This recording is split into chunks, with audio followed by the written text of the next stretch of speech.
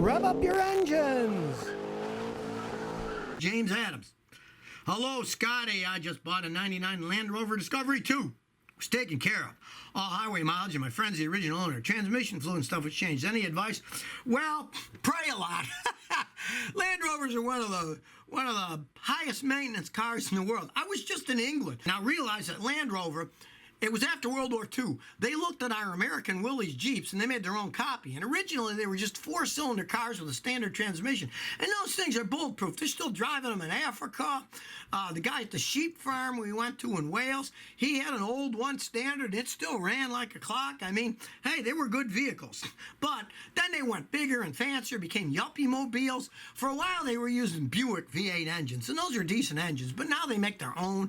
And they have all kinds of problems. Pray that his mileage goes highway mileage, and take care of it. But if stuff like the transmission starts to go out and the electronics start to go, don't put a fortune into it. Get rid of it. It's not worth it if you have problems. But if you didn't pay much and you like it, drive it around. But don't put heavy mileage on it because it'll bankrupt you in the long run. They all fall apart when they get older. Steve says, Scotty, do air-cooled engines have head gasket, and what happens if the head gasket goes bad? Oh, yeah, all engines got head gaskets. They got a head, then there's a gasket, and then there's the block.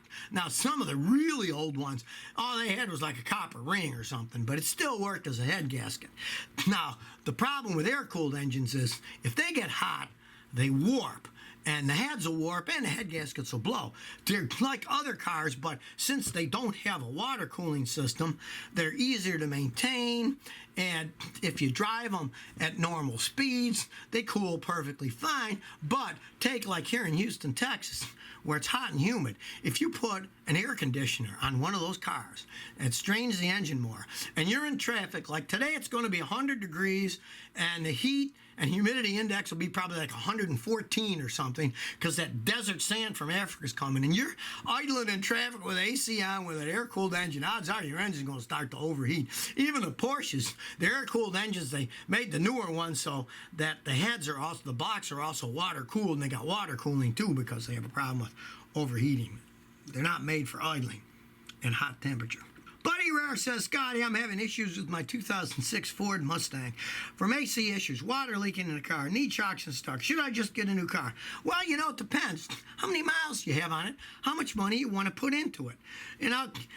AC can always be fixed. Water leaks you can find by getting a bucket of water, put some food dye in it and splash it around, see where the dye comes through. Shocks and struts aren't all that much expensive, but it depends on how many miles you have and how good the engine and transmission is.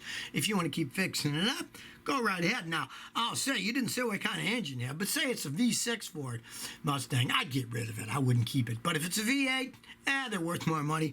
And if it's convertible, yeah, you want to keep it because they're worth money. But if it's a hardtop, they're not have that much value. You don't want to put much money and go get another car.